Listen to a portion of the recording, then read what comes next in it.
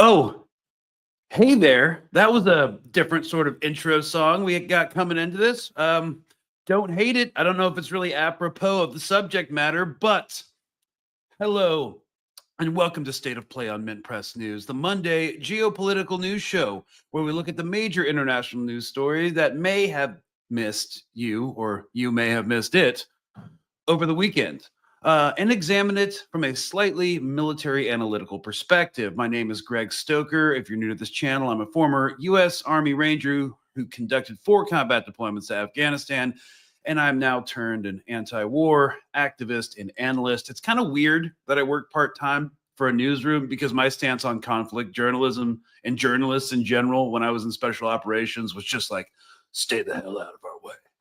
But people can do a 180. I guess. I suppose that I started to radicalize, or what started to radicalize me into an anti-war, anti-imperialist stance. And now I'm having to say this all over again because we're seeing what the Trump administration is trying to pull right now. I was radicalized into that because I guess we have to use the term radical because being anti-U.S. military intervention and anti-civilian death is somehow considered radical in terms of political positions.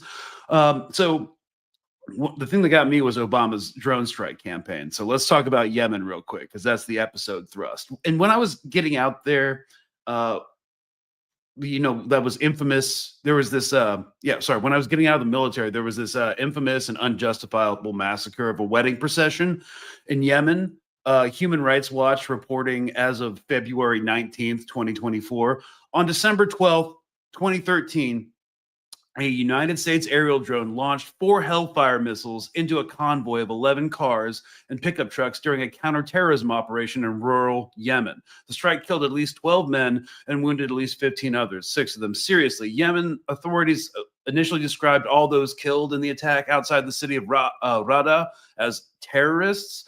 Bear in mind that the Yemeni government is separate from the Houthis and is very much comprador to Western interests, especially at that time. Anyways, the U.S. government never officially acknowledged any role in the attack, but unofficially told the media that the dead were militants and that the operation targeted a, quote, most wanted al-Qaeda of the Arabian Peninsula operator who was wounded and escaped. So that's convenient. Witnesses and relatives of the dead and wounded interviewed by Human Rights Watch in Yemen said the convoy was a wedding procession. They said everyone in the procession was a civilian, including all the dead and injured. And the bride received a superficial face wound, and Human Rights Watch determined that the dead and injured were all civilians. And now the U.S. is bombing Yemen again after a multi-month hiatus when the Houthis, in solidarity with Gaza and the Israel-Hamas ceasefire, stopped attacking Israeli ship or started.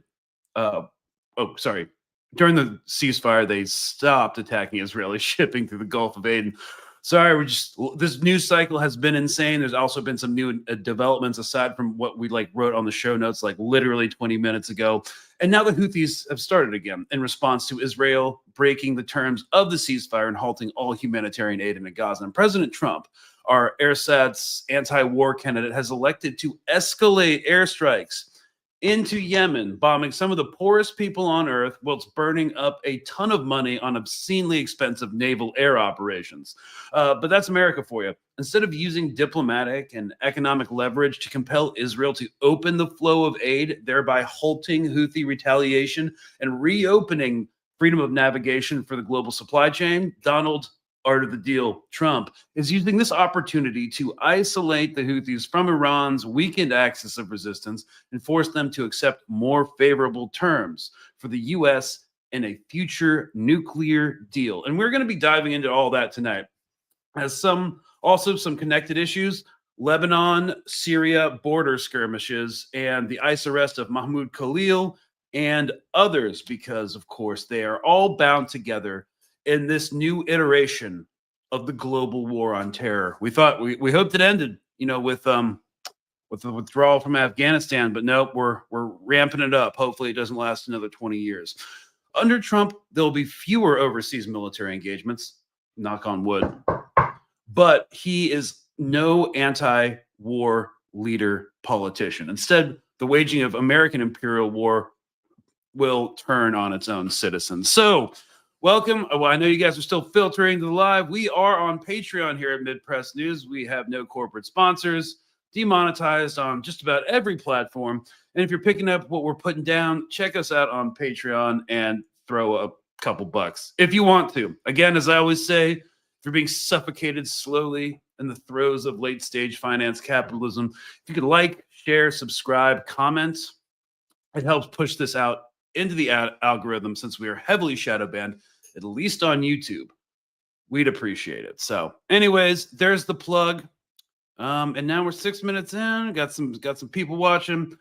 All right, let's begin with the Syria-Lebanon border clashes. The narrative about how this all started, coming from a pro-Syrian journalist posted on the account translating Syria, Syrian government journalist, which publishes videos with English captions. And this is a pretty epic rant that sources absolutely nothing. If you guys aren't tracking, there's currently border skirmishes happening between Syrian forces and Lebanese clans in the Bekaa Valley. There's some word now we're getting that they've actually stopped, but we're going to examine that here in a second. So how it all happened. This was the initial claim picked up and regurgitated by Al Jazeera and Qatari state media, hostile to anything related to Iran. Here we go. All right, so I'm going to have to transliterate this for you. The criminal Lebanese Hezbollah is digging its own grave. Today, a group affiliated with the Lebanese Hezbollah infiltrated Syria, ambushed members of the Syrian army, and kidnapped them to Lebanese territory. And killed them in a dirty way. They stoned them until they were martyred. Al Jazeera said they were shot, but apparently this guy said they were stoned by Hezbollah, who I have never heard of a single instance of them stoning anybody, but I guess they're trying to make them seem like radical extremists. May God have mercy on them. The criminal Lebanese Hezbollah does not realize that time has changed and that the Syrian land has become forbidden to it. And such a crime will never go unpunished. And of course, after this dirty crime, the Syrian army sent reinforcements to the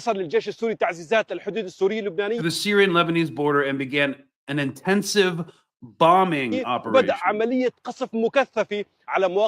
the positions of Lebanese Hezbollah inside Lebanese territory. Almost done, because this rant goes on for a long time, which led to the outbreak of fires inside these positions. I've also heard that the fires were actually not from Hezbollah positions, but from HTS tanks. Okay, so first of all, hang on, I got a message. Okay, in the private chat. So enough of that, real quick. Here we go, guys. Also, Al Arabiya TV, a Saudi-backed satellite channel, aired footage on Monday of its crews as they came under fire at the Syrian-Lebanese border. Fighting erupted along the border between Lebanon and Syria overnight. On Monday, today, Syrian state media reported after 3 Syrian soldiers were killed earlier in clashes. So we've already established that. Here is what some actual Syrian journalists are saying. So apparently it was a Hezbollah strike. The moment Hezbollah artillery targeted them. Let's see what they have to say. Our injuries from your shells only increase our resolve, determination, and strength. Praise be to God, we go with nothing. Even if we were killed or dead or in heaven.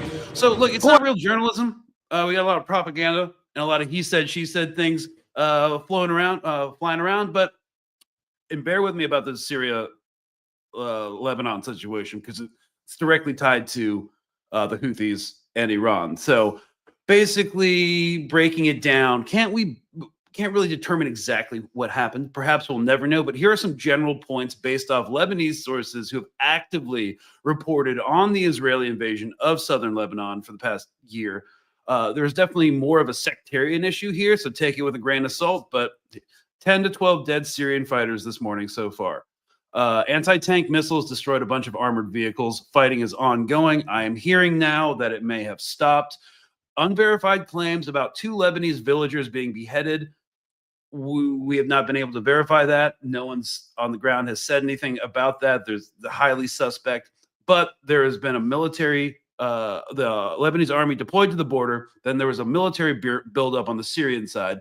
This makes next to no sense from a Syrian perspective because they would just get curb stomped by the Lebanese side, especially if Hezbollah is actually there and is called up to help the Lebanese army. So the question is whether this was an excuse to further secure the borders to stop weapons smuggling that is ongoing, as stopping the supply of weapons to Hezbollah is a primary military objective of HTS. And a lot of journalists in Syria are still claiming Hezbollah started it, right? All these journalists weren't there unless they are embedded with HTS troops. So, which begs the question, why were you there? So these clashes have been happening for months, by the way, between clans in the Bekaa Valley and the Syrian fighters. So HTS aligned guys constantly cross the border. Sometimes they just steal stuff. And Hezbollah isn't dumb enough to engage in that, being a highly disciplined fighting force with its own problems stuck in between Israel and a hostile Lebanese government that wants it gone. But Al Jazeera and Al Arabiya are both claiming this. So it also makes no sense that, Hezbollah would do a pointless operation, especially at this time. The last time they kidnapped soldiers during a cross-border operation was in 2006 with Israel, and they were ready for it. The last thing Hezbollah wants right now is another shooting fight while they're still busy purging moles and reorganizing. Literally reminds me of like Zionist brain rot. So they want us to believe that Hezbollah sent their men across the border to kidnap random fighters from HTS gangs along the border, drag them back to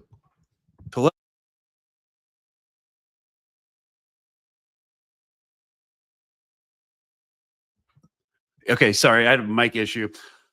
Drab them. Yeah, like whenever I hit this thing, it shuts off for a second. So I'll stop trying to like flail around. Yeah, drag them back to Lebanon, and then according to this guy, stone them to death. So this is all Al Jazeera's narrative. So how would they know it's Hezbollah? Is there a video or photos like the massacres on the coast? I'm happy to be proven wrong, but I won't hold my breath about that. The best way is to get sources from the clans. So from the Syrian side, we're still looking for confirmation on what Damascus has ordered. Won't hold my breath for that either. So the consensus on the ground, at least from the Lebanese side, is that it started with criminal elements crossing into Lebanon and then getting beaten up and shot in the head, leading to a larger clash with Syrian army elements joining the fray. They say only Hezbollah, or they're saying only Hezbollah, because they want to rally their base around a battle against Shias. That's like all it is. The first group to actually kill HTS guys on the border were the PFLP, the Popular Front for the Liberation of Palestine. And that happened 2 months ago. So this has been going on for 2 months. It only just is flaring up now in terms of the greater imperial plan. Get Hezbollah to engage in a wider war, exposing them to the Israeli military intervention, external of the Lebanon ceasefire. I don't know, isolating them and, stirring up stuff in Lebanon amongst minorities is going to be part of the overall imperial plan, which is why Israel was busting to get these guys into power. They're unhinged and they know they'll start to engage in massacres, which will provoke Hezbollah. Gilani can't control his militias. We just saw this today, which serves the imperial powers, as that will divide Syria, justify military operations and presence in the region. And finally, it will provoke resistance factions into action. Chaos is a ladder for Israel and its hunger for more land. So we said this weeks ago. This will spill over into Lebanon. And remember, last summer, I believe it was on the Colonial Outcast podcast, we talked about how Israel can't take on Hezbollah and destroy it, so they will find other ways to isolate it, starve it, and make it combat ineffective. Hemming them in between a hostile government in Lebanon and an extremist Sunni militia and foreign fighters in Syria is something they're going to do. Also, the U.S. is going to leverage reconstruction aid, giving the Lebanese government reconstruction aid to rebuild Beirut directly to the Lebanese government to weaken Hezbollah's influence amongst the civil life of the people. So this is a multi-pronged approach, right? In Lebanon, and extremist Sunni militias and foreign fighters in Syria will also isolate them. So here we go. The fog of war is thick on this one. Like even Al Arabiya is reporting, quote, the Lebanese minister of media says 3 Syrians killed yesterday were smugglers, and that the Syrian government should stop its attacks and communicate an end to this. So this war is the war is far from over in Lebanon. The fall of the former regime in Syria was just another chapter, and the same applies to Palestine. We are just getting started. So here's a video of HTS forces moving towards the border from earlier today. I'm going to play this and see if what we're hearing right now.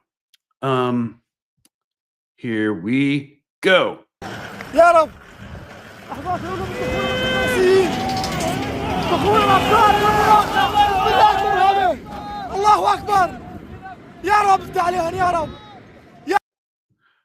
All right, and then it looks like, as of this recording, the Lebanese and Syrian foreign ministers managed to carve out a ceasefire, waiting to see whether it will hold or not. But it looks like Syrian government forces are in full retreat. So there we go. More on that later. But now Yemen is kicking off, and we're going to connect all these things, and possibly Iraq. Yes, Iraq is now back in play. According to Shafaq news agency, an Iraqi outlet, Secretary of Defense Pete Hegseth delivered a strongly worded warning to Iraq's Prime Minister Mohammed Shia al-Sudani regarding any potential support by Iraq or Iraqi resistance factions for military operations carried out by Yemen. So if they retaliate against U.S. bases in Iraq, in solidarity with the Houthis, the U.S. is essentially going to bomb them. But let's build the timeline, saying that people are getting here. Our news source, or a reporting source of choice, so you don't have to listen to my voice for an hour straight, is going to be South Asian media this time. Crusader Cross Hegseth, Rupert Phillip. Yeah, so why on news? South Asia. Let's go. Yemen's Houthis have claimed a second attack on U.S. aircraft carrier USS Harry S. Truman and its warships with ballistic missiles and drones in response to continued American airstrikes. Now, in a televised address, the group's military spokesperson, Yahya Sarria, warned that it would continue attacks on Israeli ships in the Red Sea if Israel continued to blockade into Gaza. Why on news does have some awkwardly long pauses in between short segments. The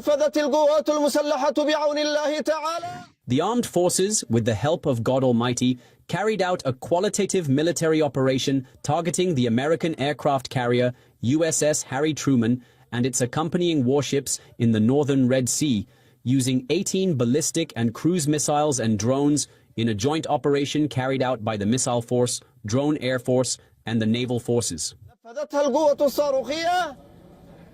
And in a televised address, Houthi leader Abdul Malik al-Houthi warned that the group would continue to target American warships, aircraft carriers, and naval assets in the Red Sea. The Yemeni armed forces will not hesitate to target all American warships in the Red Sea and in the Arabian Sea in retaliation to the aggression against our country.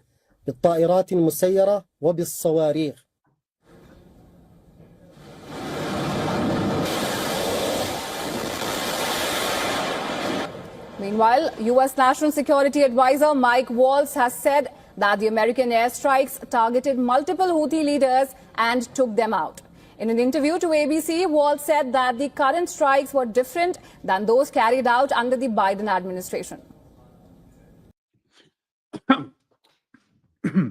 Sorry, as you can see from the battle damage, these were way more aggressive strikes and a different target set than what Biden was doing. Biden was hitting radar sites and launch sites, and now they're actually seemingly hitting people in homes and civilian structures. So the deception, the hypocrisy, the outright misinformation here is maddening from U.S. officials. I don't think the U.S. will relent in the immediate future on Yemen.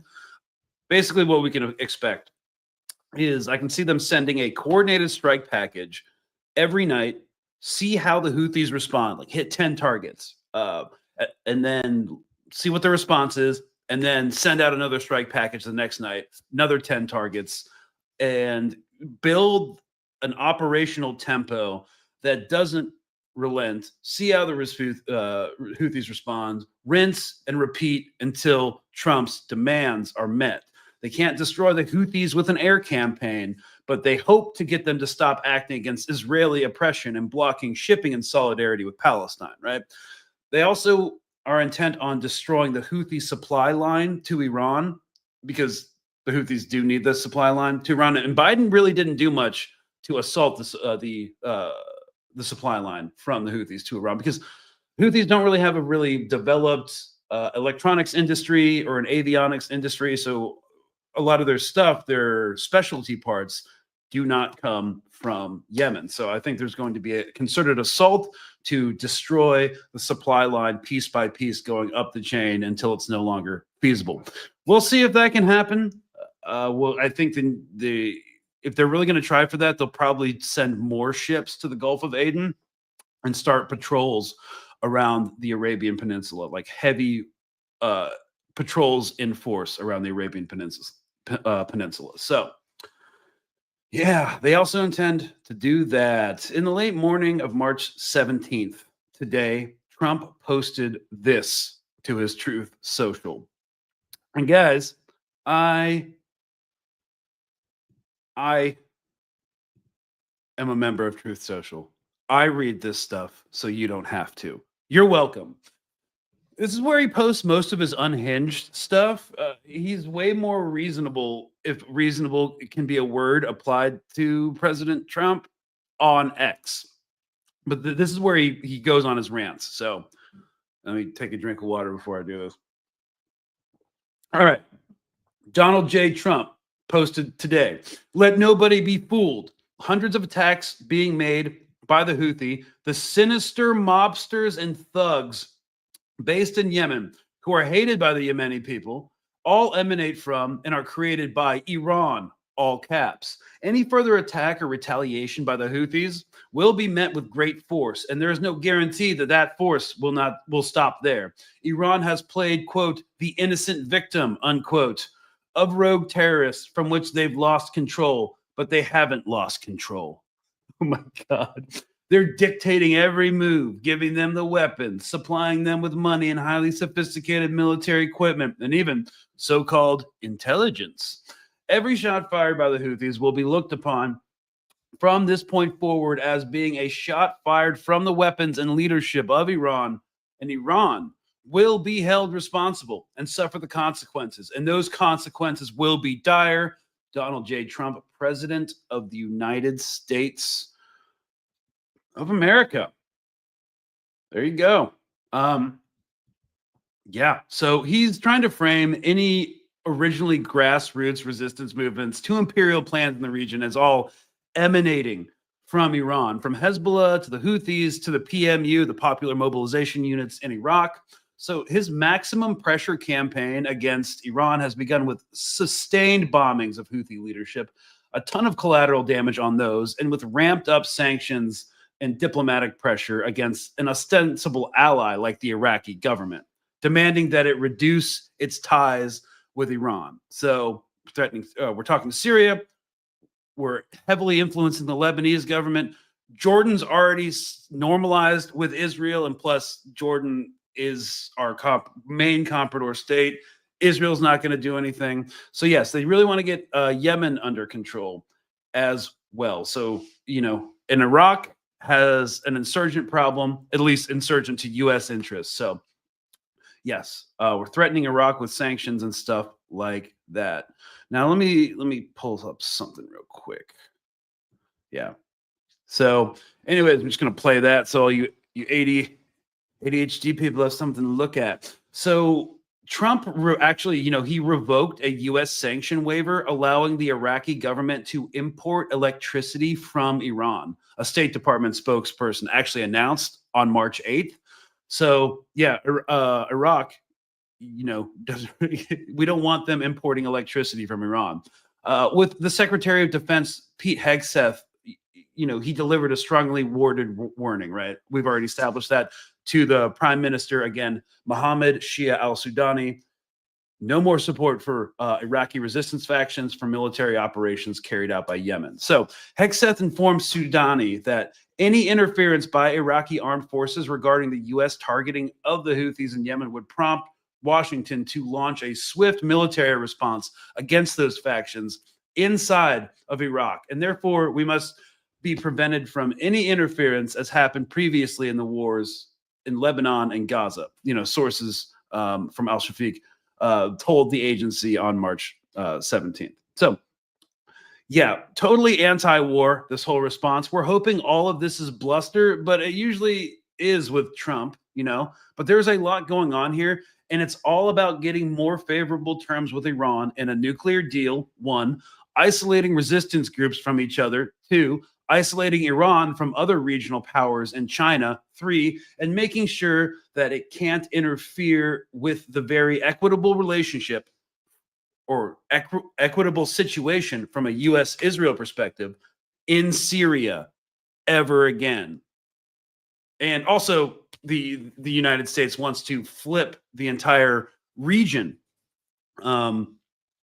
into normalization with a broad spectrum unilateral Abraham Accords, which we'll get into here in a second. So Washington has for years been trying to get Baghdad to pressure militias like Kataib Hezbollah in Iraq to disarm, but the popular mobilization forces have repeated time and again that they will only hypothetically do so if the presence of the U.S. military in Iraq would finally withdraw. And talks between the U.S. and Iraqi government on an end to the combat role of the international convention or coalition led by Washington.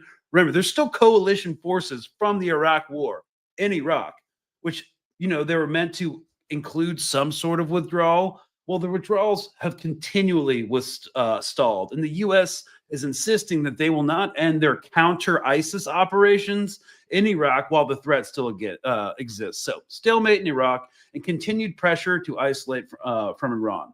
The militias aren't going to disarm until the U.S. leaves, and the U.S. isn't going to leave. And so the militias are still going to be there. So, all part of this thrust for an advantageous nuclear deal, ostensibly, but it's part of a greater episode to flip the Middle East, as I mentioned earlier. So, let's look at the big picture here, y'all.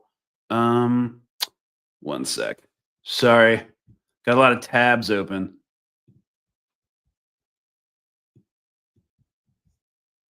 One sec. My bad, guys. Whoops. All right. Now, the big picture here is Trump sent a letter to Iran's supreme leader, Ali Khamenei, last Wednesday, I believe, proposing negotiations on a new nuclear deal.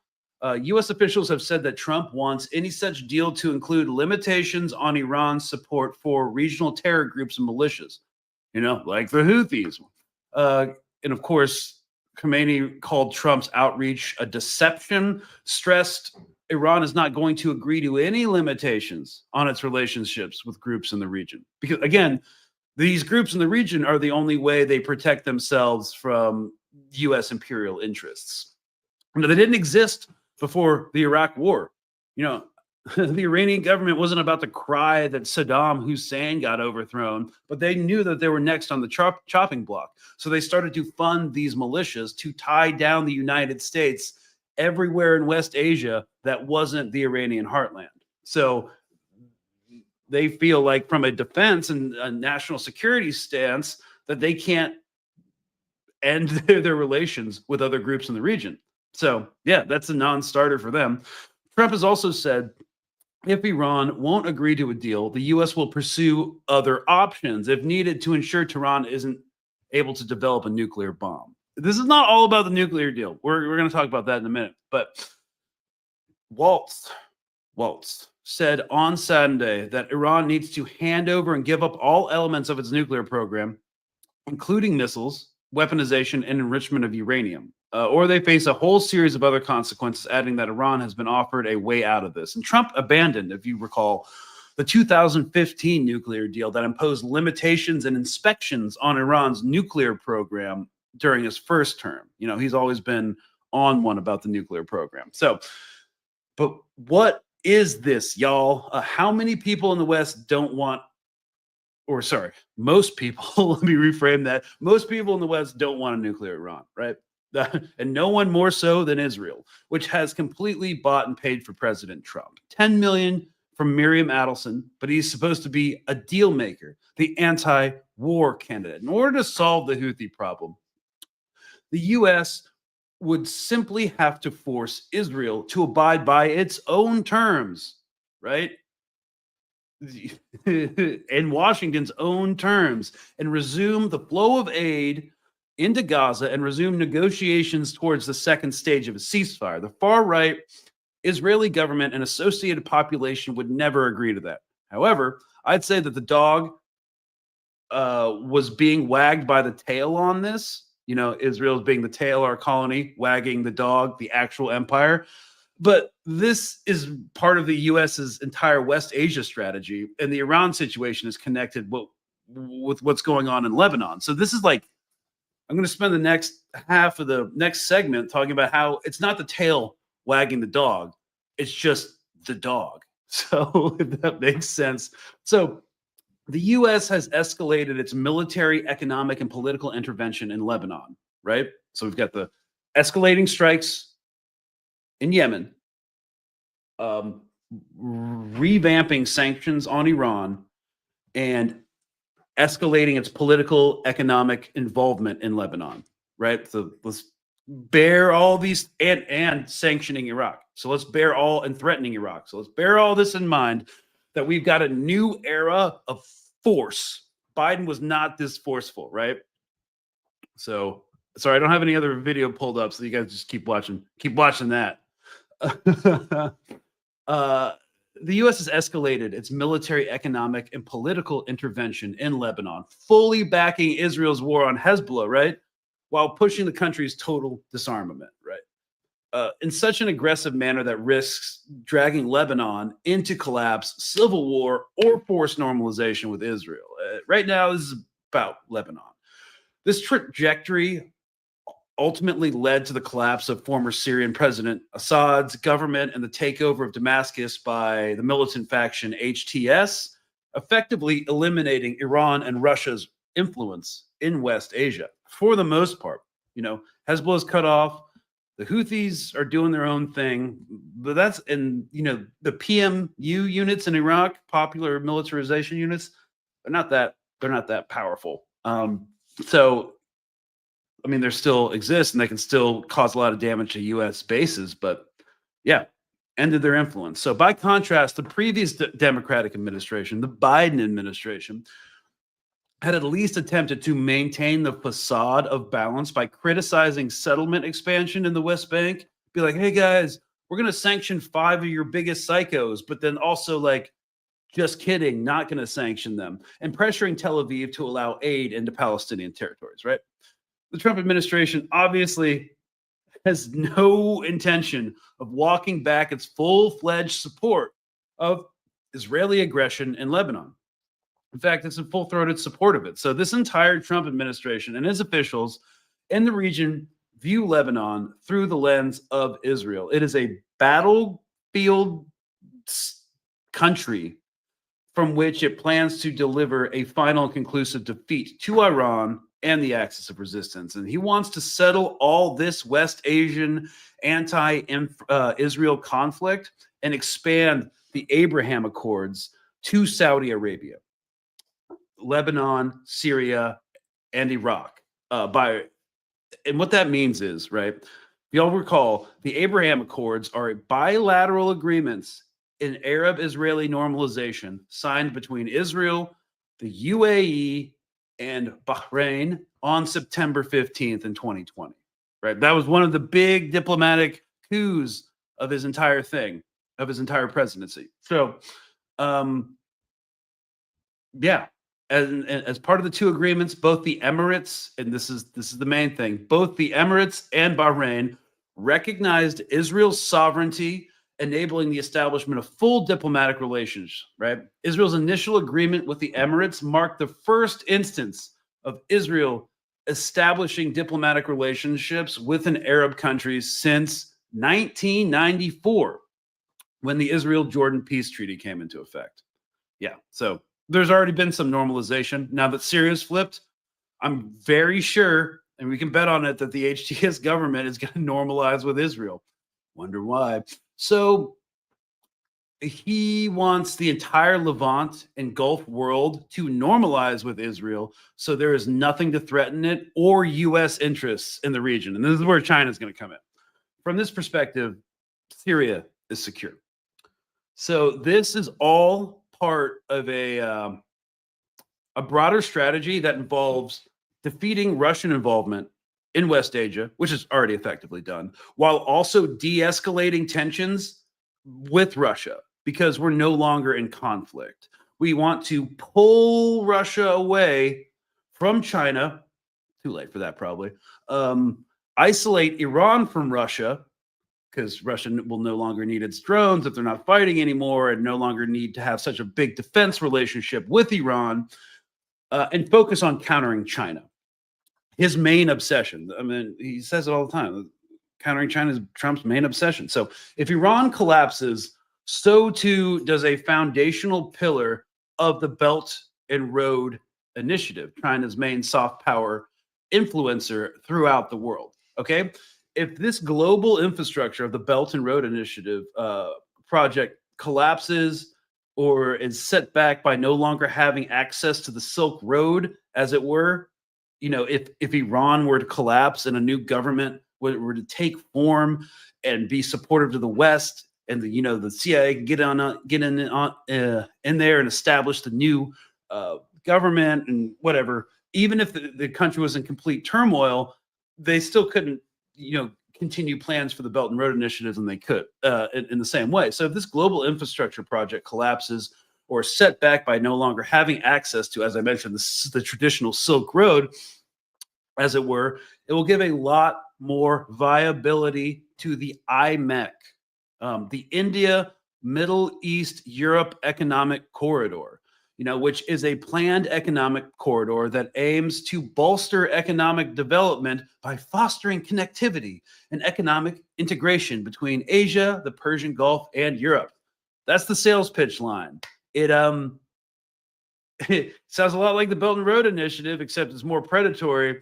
And what it really is a U.S. designed route that relies on Israel as a crucial link between the East and the West. So, who was standing in the way? Assad was never really an axis of resistance person, but he allowed the weapons and intelligence to flow. That's gone. Hamas is isolated in Gaza, as they always have been. Hezbollah will take years to recover. The PMU in Iraq is still in play, but wary. It's just really the Houthis and Iran. The only thing standing in the way for an entire regional flip to normalization. That's what they are at this point. So he's conflating Hamas with the Houthis and Iran completely, and manufacturing consent for war and direct intervention. And it's worth noting, y'all, that there's still some holdout in Lebanon. There's still some holdouts in Yemen. Isolating Iran, drawing them away, and being able to basically have his way in terms of U.S. foreign policy with the Middle East, get that into a stable position, geostrategically shift away from Russia, Ukraine, from West Asia, and then focus squarely on China. And weakening Iran, isolating Iran is a huge part of that. So this is where we're going to see U.S. foreign policy really focus on. Again, the U.S. is happy with the situation in Syria.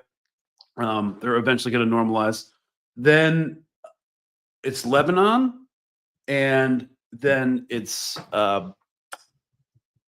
hope from their perspective, hopefully Iran. So I don't think there's any intention of like defeating the Houthis. They just want to get them to stop. Pete Hegseth said this was not about anything else besides freedom of navigation.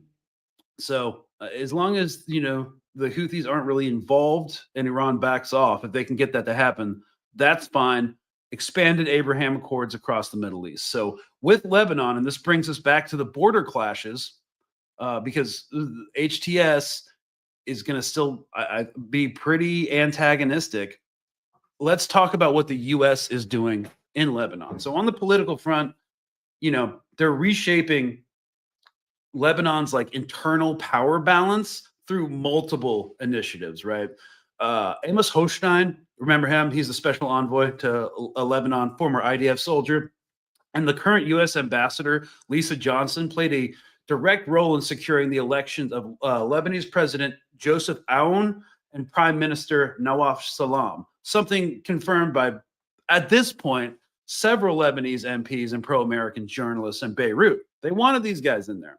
But it's only the beginning. So that was under the Biden administration. And you see each administration, even though Trump's supposed to be anti-swamp and anti-establishment, they're bringing forward, moving the ball forward yard after yard on these long-standing geostrategic goals of the U.S. imperial state.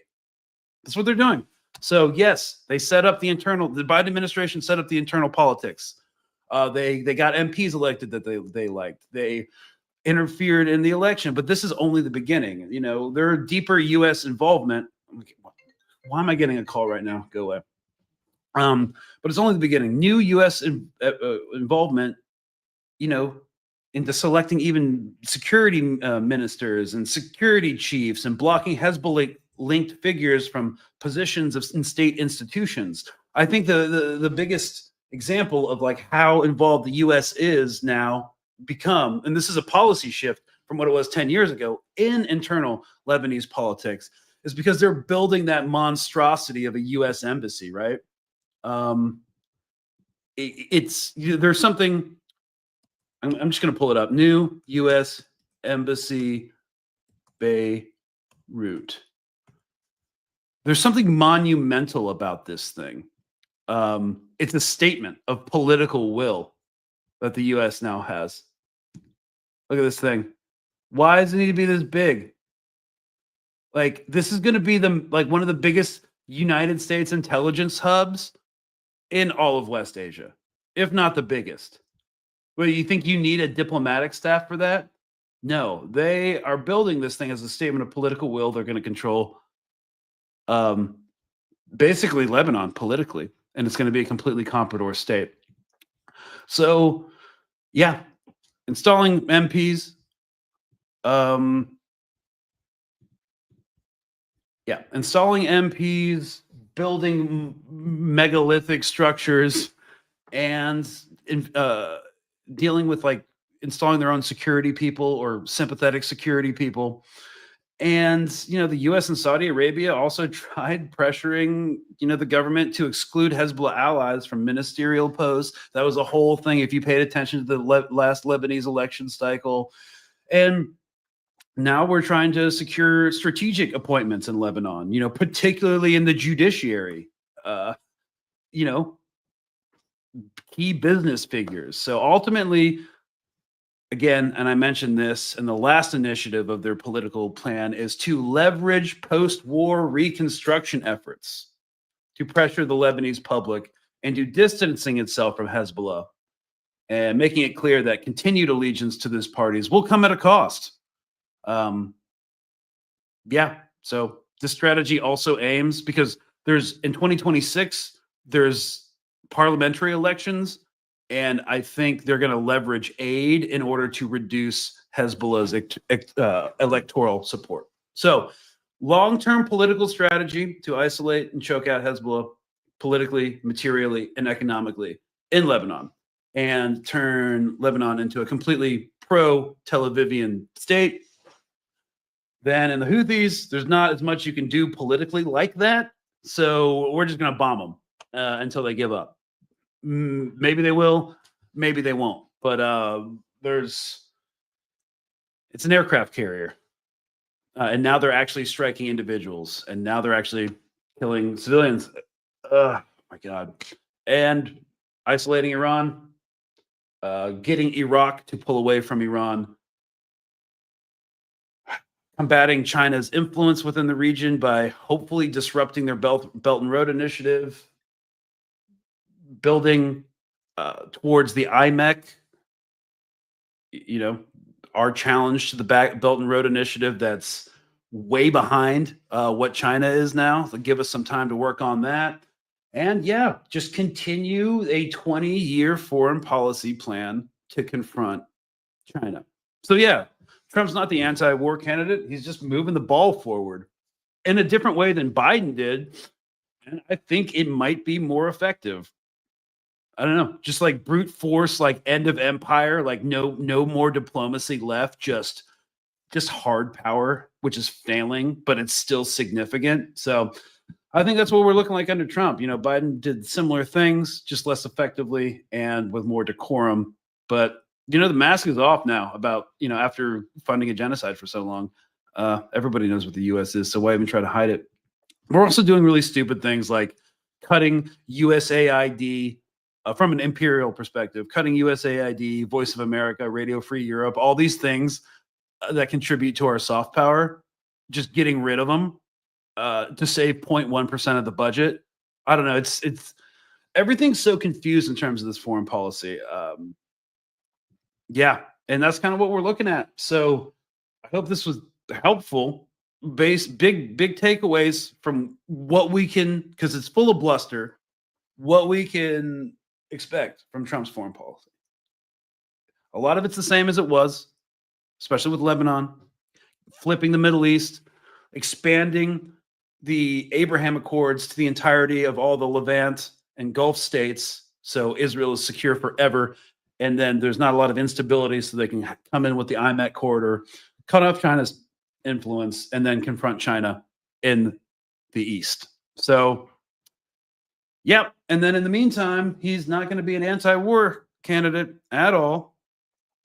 He's going to intensify strikes in Yemen, and he's going to turn the war machine, I think, by the end of his term, or at least going to try to, or at least set the precedent for someone else to who comes after him to set the war machine on American citizens themselves. So, yeah, fun times. That's what the whole bomb in Yemen thing's all about. And again, he's trying to conflate Houthis inextricably with Iran. So the Houthis are attacking U.S. ships, ergo Iran's attacking U.S. ships. So boom, manufacturing consent for direct action upon the Iranian homeland. So, okay, well, cool. Let's do some questions then. Okay, so Bliss44, by the way, I think you posted this at the beginning of the episode. He also bombed Somalia within 2 weeks of his presidency. That is on top of bombing Yemen and cleaning Zio's shoes. Could Trump be a bigger fraud? I think not. He's a reality TV show star and a real estate developer and a con man.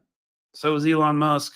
So if you're not in the cult of personality, you see it. But if you're in the cult of personality, I don't know.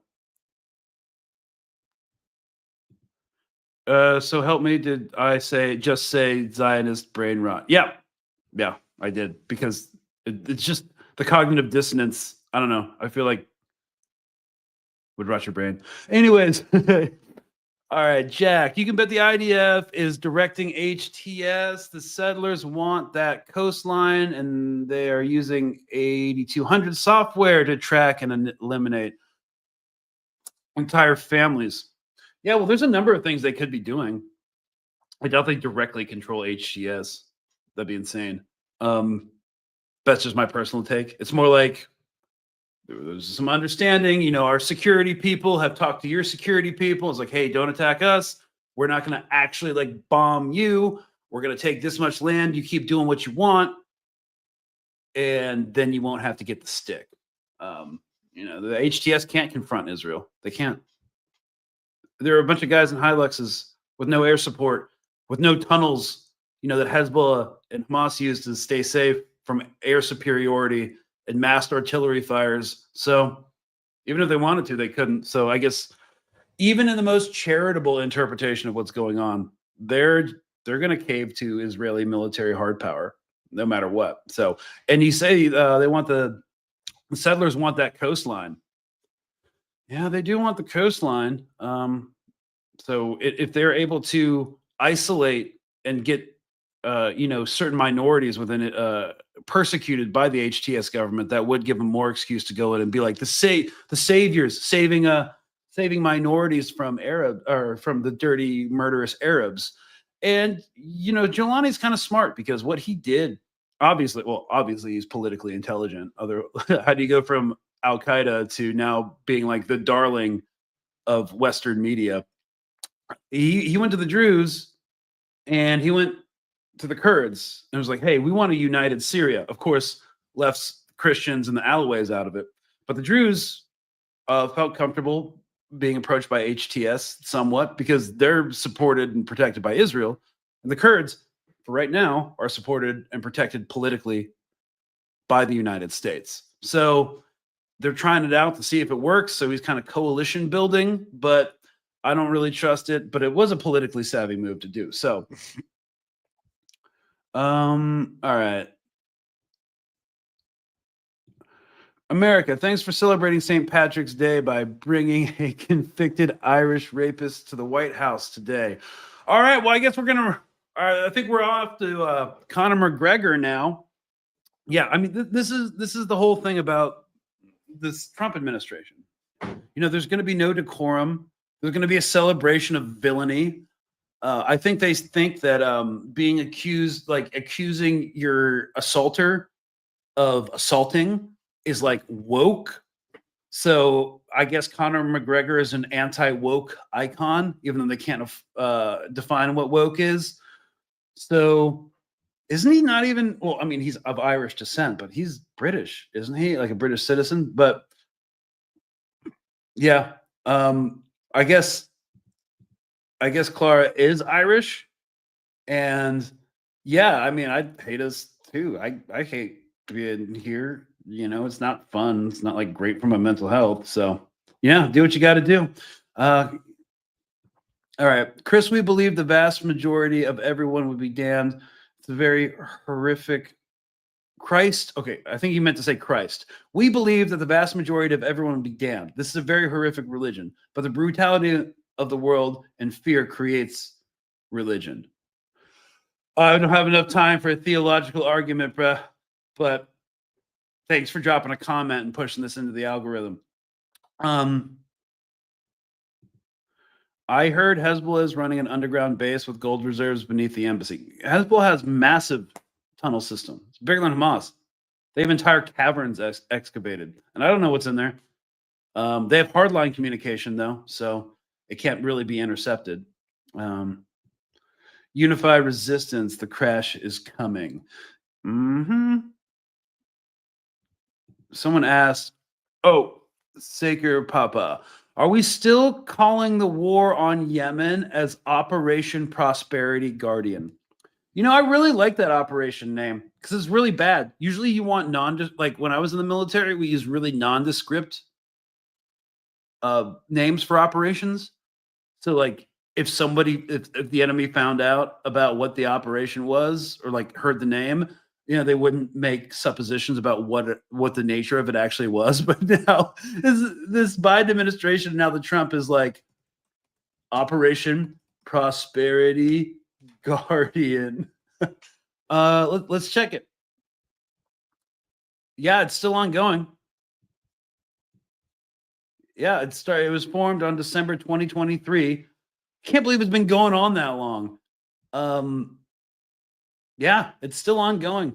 And guys, guess what? And everyone just talks about the US ships, but this was the entire coalition that was involved. Like even Sri Lanka, the Seychelles Coast Guard, the Royal Bahrain Naval Force.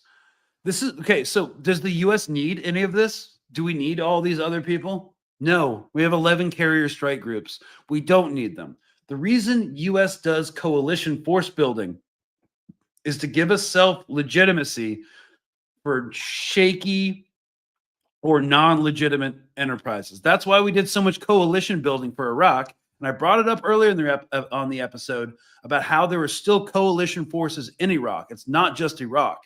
I forget who exactly is still there, but it's a coalition forces with other countries to give it more political legitimacy. So, you know, so we can pretend we're not an empire. We're just like the first among democracies, spreading democracy. The Greater Israel Lobby is still writing the script. Ain't that the truth, you know? Yeah. So now that all of this whole Iran Houthi drama in a weird way is part of Trump's plan, and it's not even his plan. Again, as I said, this has been a long-standing establishment plan to isolate and combat China because we know that they're the only country that can really threaten U.S. multipolarity. So, the great question is, how many wars? I think you typed, how many years have China started? 0. But I think you meant wars. How many have America backed by the Zionist regime? Yeah. So China has. Okay, wait. What was the India-China war about? The couple border skirmishes that they had. I forget, but it doesn't even matter. It does not even matter because, yeah, it doesn't even come close to the United States. And that Chinese minister who said that the United States was the most destabilizing force on the planet, he wasn't wrong. It is. Why doesn't China retaliate if they know the U.S. strategy is indirectly against them? Would they, like militarily? No. They can't. They're not even close to being able to challenge the U.S. Navy. Not yet. Like in a direct naval confrontation? No. They got what, one aircraft carrier? Someone can fact check me on that. They have one aircraft carrier. We have like 11. So in an open sea confrontation, I don't see that happening. No one thinks that will happen. Like the most favorable as of now interpretations of what would happen in a conflict over the Strait of Taiwan is that the Chinese military might be able to sink a ship or two based off like missiles from the coast and stuff, but it would be an indecisive conflict because the United States would just actually literally run out of munitions 3 weeks in, and then everyone would be like, okay, what do we do now? So ceasefire, I guess. No, there won't be any military retaliations. There could be retaliatory tariffs if Trump starts to do that. But China doesn't really have the influence to project power all the way to the United States yet. Like that's why they pulled out of the Panama Canal and didn't fight over it, because that's still the United States sphere of influence, and they're not able to challenge that yet. I mean, we're in decline. It's gonna happen eventually, but it's not this year. Okay, I think the problem is too many Americans overestimate the level of our current hard power. Yes, they do. 100%. Like there are Americans who think that we could. There's a difference between fighting a naval battle against a navy that's like a fraction of the size of ours, and then invading a country as massive in population as Iran. It is way bigger than Iraq, way more complex than Iraq, way harder terrain than Iraq. They've got the mountains and the Khorasan. Like, no. So like when people think that, like, yeah, we can take it to Iran, no, we can't. If we could, we would have done it during the global war on terror. It's stupid. And I completely agree with you when you say too many Americans overestimate the level of our current hard power. And last comment, guys, before we wrap, Biden said, yes, even if Israel didn't exist, we would have to create an Israel. Also, Hill Dog Clinton said, we are mainly in the Middle East to counter the economic powers of Russia and China, the resources. Well, there you go. Imperialism combined with great power politics. And the Middle East gets carved up and destabilized for our own goals. And here we are. So yeah, that's the rundown as I see it on the connection between Lebanon, Yemen, Syria, Iran, China. So it's the whole damn thing. Anyways, guys, I'm glad you swung on by. We're going to wrap right now, but I hope you have a great week. I'm actually going to be out of town at a music festival before I get detained by ICE and to the afterlife, deported by ICE to the afterlife for thought crime. Yeah, so I will see y'all next Monday, and good luck out there. Cheers, y'all.